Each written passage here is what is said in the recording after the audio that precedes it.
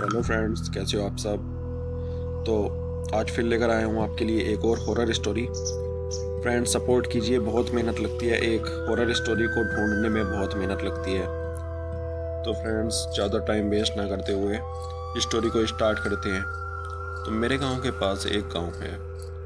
उस गांव में एक परिवार रहता है, उसके साथ ये घटना घट चुकी है। तो उसी की स्टोरी आज मैं आपको सुनाने वाला हूँ। परिवार में 4 लोग रहते थे। मयंक की वाइफ सुजाता और उनके 3 बच्चे। गौरव 18 साल का और इशिता 16 साल की और सचिन 13 साल का था। तो मयंक शहर में जॉब करता था। तो मयंक ने सोचा सारा परिवार वहीं शहर में ही सेटल हो जाए तो ज़्यादा अच्छा रहेगा।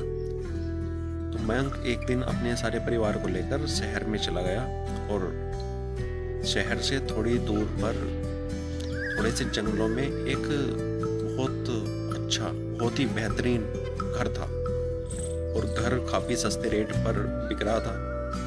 तो मयंक को और सुजाता को और बच्चों को वो घर पसंद आ गया। मयंक इस बात से हैरान भी था कि इतना सस्ता घर कैसे मिल रहा है, ये इतना आलीशान घर, इतना बढ़िया घर और इतने सस्ते रेट पर। काफ़ी सस्ता था वो घर, लेकिन सुजाता की जिद पर और बच्चों की जिद पर मयंक उस घर को खरीद लेता है। अब रात में उस घर में कुत्ते के भौंकने की आवाज़ें आती थी और हवाओं की सर सर सर और जैसे कोई धान कूट रहा हो वैसी आवाज़ें आती थी। मयंक घर से सारा सामान मंगवा के और घर में सेटल करवा देता है और अगले दिन मयंक अपने परिवार को ले आता है उस घर में। लेकिन जैसे ही घर में कदम रखती है सुजाता की कमर पर ऐसा लगता है जैसे किसी ने हाथ फेरा हो। लेकिन सुजाता पीछे मुड़कर देखती है तो पीछे कोई भी नहीं था, सिर्फ ठंडी ठंडी हवाएं चल रही थी। गौरव को भी कुछ अजीब सा लगता है। गौरव सुजाता से बोलता है कि माँ, ये घर बड़ा अजीब सा है। सुजाता बोलती है, बेटा ये नया नया घर है, अच्छा लग रहा होगा, लेकिन जैसे इस घर में हम रहना शुरू कर देंगे आदत पड़ जाएगी, सब कुछ ठीक हो जाएगा। शाम होते होते वहाँ पर लाइट चली जाती है तो सारे घर में लालटेन की रोशनी रहती है। हर कोने में घर के लालटेन जला देती है सुजाता। अब पहली रात की कहानी बताता हूँ मैं उस घर की। सभी लोग अपने कमरों में जाकर सो गए, लेकिन रात को 1 बजे के लगभग सुजाता की आंखें खुली अचानक से और सुजाता को ऐसा लगा जैसे उसके कमरे के बाहर कोई चल रहा हो धीरे धीरे। तब उठकर दरवाजे के पास गई। दरवाजा खोलकर देखा तो बाहर तो कोई भी नहीं था। सुजाता ने लालटेन जलाकर चारों तरफ देखा, लेकिन वहां उसे कोई नहीं दिखा। सुजाता ने देखा कि दूसरी मंजिल के खाली कमरे की खिड़की से किसी लंबे बालों वाली औरत की परछाई दिखाई दी। सुजाता एकदम से चौंक गई, वहीं की वहीं जम गई। सुजाता को ऐसा लगा जैसे ऊपर की खिड़की से कोई नीचे झाँक रहा हो। सुजाता वहीं जमी की जमी रह गई, बहुत घबरा गई। सुजाता ने जैसे ही पीछे मुड़कर देखा तो वो परछाई भी गायब हो चुकी थी। अगली सुबह सुजाता मयंक को सब कुछ बताने ही वाली थी, लेकिन बताने से पहले गौरव बाहर से चीखता हुआ आया और बोला कि माँ, रात मेरे कमरे की खिड़की अपने आप ही खुल गई थी और मुझे ऐसा लग रहा था जैसे बाहर से कोई झाँक रहा हो। सुजाता एकदम से चौंक गई कि इसके साथ भी ऐसा हो गया। तभी सुजाता ने बात पलट दी, जिससे बच्चों को डर ना लगे, जिससे बच्चे डरे ना। तो सुजाता ने बच्चों को समझाया कि ये नया नया घर है तो वहम होगा तुम्हारा, और जैसे धीरे धीरे घर पुराना होता चला जाएगा तुम्हें आदत पड़ती जाएगी इस घर की। लेकिन उनको क्या पता था कि ये घर पहले से ही इतना पुराना है, इस घर का इतिहास कितना भयानक है, ये सब चीज़ें उनको नहीं पता थी। अगले दिन सुजाता शहर की तरफ घूमने के लिए जाती है और जब जाती है तो वहाँ एक पार्क पड़ता है रास्ते में। उस पार्क में 2 बुजुर्ग औरतें बैठी थी। सुजाता भी उसी पार्क में वहीं टहलने लगी तो उन औरतों में से एक बुजुर्ग महिला ने पूछा कि बेटा, तुम इस घर में रह रहे हो? सुजाता ने बोला कि हाँ। तो औरत ने घबरा कर डर कर बोला कि बेटा, इस घर में कोई भी 1 महीने से ज़्यादा तक नहीं टिक पाया। सुजाता ने घबरा कर उस औरत से पूछा कि क्यों, ऐसा क्यों? औरत ने जवाब दिया कि इस घर में बरसों पहले एक औरत की मौत हुई थी और बड़ी भयानक मौत हुई थी, और उस औरत की मौत के बाद उसका सारा परिवार ये घर छोड़कर कहीं चला गया था। सुजाता बहुत ही घबरा जाती है, डर जाती है। तभी दूसरी औरत स्टार्ट हो जाती है। वो बोलती है कि वो औरत अपने बच्चों से बहुत प्यार करती थी। अब उस घर में कोई भी बच्चा आता है तो वो उसको बहुत परेशान करती है और बस अपना बच्चा समझती है। तो ये सब चीज़ें सुनकर सुजाता बहुत ही घबरा जाती है, बहुत डर जाती है और वापस अपने घर चली जाती है। उन दोनों बुजुर्ग महिलाओं की बातें सुनकर सुजाता की आंखों में आंसू आ गए थे और बहुत परेशान हो गई थी। उन औरतों ने समझाया कि बेटा अभी भी समय है, अगर तुम इस घर को छोड़कर जाना चाहो तो चली जाओ, क्योंकि बाद में बहुत नुकसान हो सकता है। उन दोनों बुजुर्ग महिलाओं की बातें सुनकर सुजाता अपने घर की तरफ भाग जाती है और उसी शाम देखती है कि इशिता में उसे बदलाव दिखाई दिया। इशिता कमरे के एक कोने में बैठी हुई किसी से खुद ही खुद बातें कर रही और एक टॉय ले रखा था हाथ में और अपने आप ही किसी से बातें कर रही थी, जैसे उसके सामने कोई हो। सुजाता ये देखकर मतलब बहुत घबरा जाती है, बहुत चौंक जाती है। एक रात इशिता खिड़की से बाहर झाँक रही थी और किसी से बातें कर रही थी। तो सुजाता ने पूछा कि बेटा कौन है, किससे बातें कर रही है तू? तो इशिता ने बोला कि माँ वो मुझे अपने बच्चों जैसा मानती है और मतलब मुझसे बहुत ही मिलती जुलती है वो औरत। तो सुजाता का दिल दहल गया कि ऐसे कैसे हो सकता है, मतलब कौन है, किससे बातें कर रही जा रही है। तो और उसकी आवाज़, इशिता की आवाज़ थोड़ी अलग सी हो गई थी, मतलब थोड़ी धीमी ठंडी सी आवाज़ हो गई थी। सुजाता का दिल दहल गया। इशिता ने पीछे मुड़कर कहा कि माँ उसको सब भूल गए हैं, लेकिन वो अभी भी इसी घर में है। तभी मयंक आता है और मयंक आके इशिता का कंधा पकड़ लेता है कि बस तुम्हें दिन भर रात भर मोबाइल चलाना आता है और मोबाइल चला चला के तुम्हारे दिमाग की हालत ख़राब हो गई, तुम्हें कुछ पता नहीं क्या करना है। मयंक इशिता से बोलता है कि आज के बाद तुम फ़ोन नहीं चलाओगी। इशिता मयंक की तरफ देखती है और इशिता की आंखें इतनी डरावनी, मयंक की तरफ इतनी डरावनी आंखों से वो देखती है। सुजाता एकदम से बोलती है कि मयंक पीछे हट जाओ, ये कुछ भी कर सकती है। लेकिन मयंक फिर बाद में सुजाता से बोलता है कि ये सब वैसे ही इन बच्चों का वहम है और ऐसा कुछ हवा आत्मा वगैरह कुछ नहीं होती, ये सब इनकी बकवास है, ये फ़ोन देख देख कर इनका दिमाग ख़राब हो चुका है और न जाने क्या क्या मन में ख्याल लाते रहते हैं बच्चे, जिसकी वजह से इनका दिमाग ख़राब हो चुका है। लेकिन कुछ दिनों बाद मयंक भी बदलने लगा, मयंक का व्यवहार भी बदलने लगा। मयंक का काम करने का तरीका, बोलने चालने का तरीका और किसी से ज़्यादा बातें नहीं करता, उसका व्यवहार भी चेंज हो चुका था। मयंक एक रात देर से घर लौट रहा था और चांदनी रात थी और पेड़ पौधे ऐसे हिल रहे थे, इतनी जोर जोर से हिल रहे थे जैसे उन्हें कोई जानबूझकर हिला रहा हो।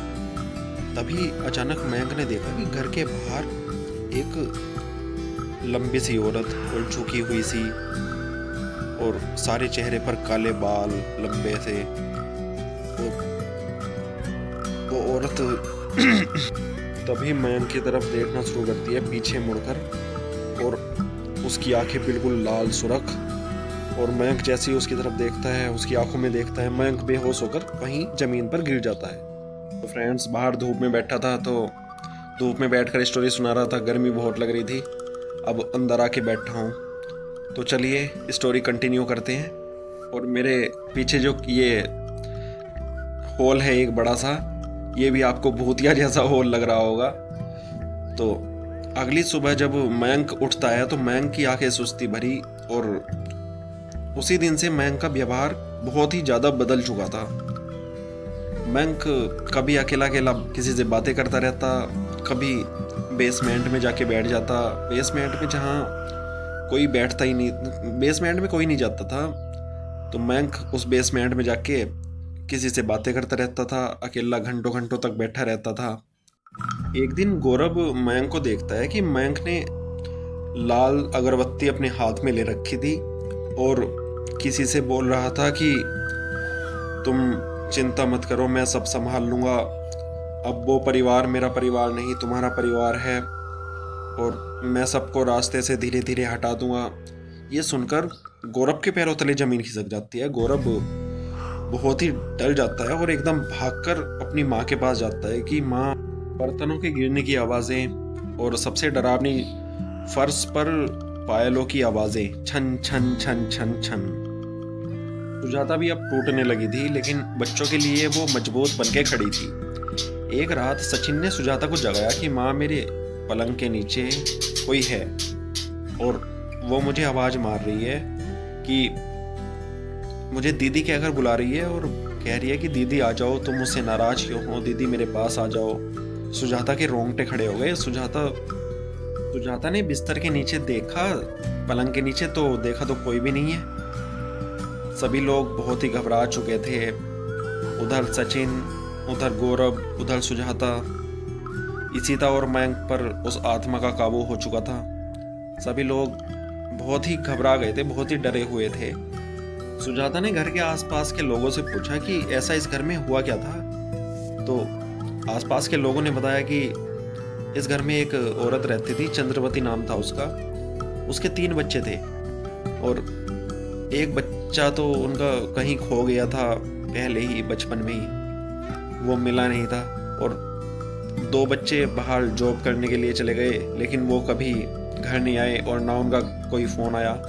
और एक बार इस घर में आग लग गई थी और उस आग में ये चंद्रवती झुलसकर मर गई थी और इसकी लाश बेसमेंट में मिली थी। लोगों ने बताया कि जो भी परिवार के साथ बच्चे आते हैं, कोई भी आता है इस घर में और बच्चे आते हैं, तो वो उन बच्चों को अपना ही मान लेती है और बोला कि वो ऐसे इंसान पर हावी हो जाती है जो अपने ही परिवार का दुश्मन बन जाता है। सुजाता दबे पांव घर की तरफ लौटती है। घर के बाहर देखती है तो मयंक खड़ा है और मुस्कुरा रहा है। मयंक मुस्कुराता हुआ बोलता है कि कहाँ गई थी तुम? तो सुजाता बोलती है कि मैं मार्केट कुछ काम से गई थी। अब मयंक बोलता है कि नहीं, किसी को कहीं जाने की कोई ज़रूरत नहीं, अब सब इस घर में ही रहेंगे, अब कोई कहीं नहीं जाएगा। सुजाता बहुत डर गई एकदम से, उसकी आंखें सुर्ख हो गई। रात को इशिता सुजाता से बोलती है कि वो औरत पापा को पसंद करती है और वो चाहती है कि अब हम इस घर से कहीं ना जाएं। सुजाता के दिल में डर का माहौल, बहुत भयानक चीजें हो रही थी उनके साथ। एक रात भयंकर तूफान आया हुआ था और दरवाजे खिड़कियां खुद ही खुद खुल रहे थे, बंद हो रहे थे। और मयंक एक नोकीला औजार लेकर बच्चों के कमरे की तरफ जाता है और नोकीला औजार कमरे पर खड़खड़ाता है कि बेटा गेट खोलो, भारी सी आवाज़ में, अलग सी आवाज़ में, कि अब तुम्हारी माँ को तुम्हारी ज़रूरत नहीं है, अब तुम हमारे हो। तो गौरव बहुत डर जाता है। गौरव गेट नहीं खोलता और सचिन से कहता है कि गेट मत खोलना।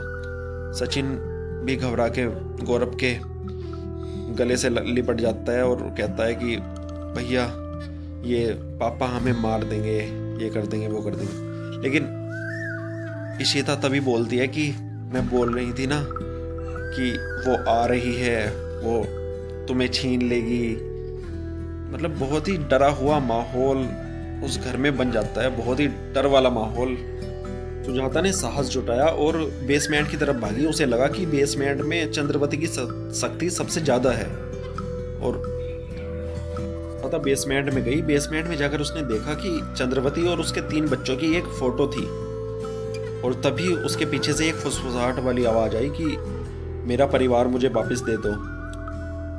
सुजाता ने एकदम पीछे मुड़कर देखा तो एक धुंधली सी और जलती हुई आकृति की औरत, लंबी सी और झुकी हुई सी, लंबे लंबे बालों वाली, उसके सामने खड़ी और बोल रही है कि तुम्हारे बच्चे मेरे जैसे हैं, मुझे मेरा परिवार वापस दो। अब सुजाता का दिल दहल गया, बहुत तेज डर गई वो। आत्मा चीखती रही कि तुम्हारे बच्चे अब मेरे हैं, मुझे वापस दो।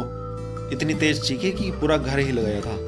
तभी सुजाता ने लालटेन को बेसमेंट की पुरानी लकड़ियों में फेंक के मारा और लकड़ियां जलने लगी। जैसे ही आग तेज हुई, आत्मा तड़पने लगी, चीखने लगी और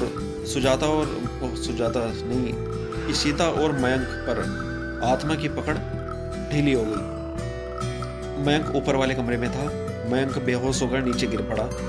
मयंक बेहोश होकर जमीन पर गिर गया और इशिता भी सामान्य हो गई। इशिता ने वो टॉय फेंक के मारा और बहुत जोर जोर से इशिता रोने लग गई।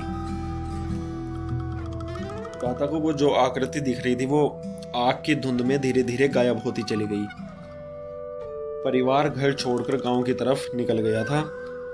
इशिता और मयंक भी नॉर्मल हो गए थे।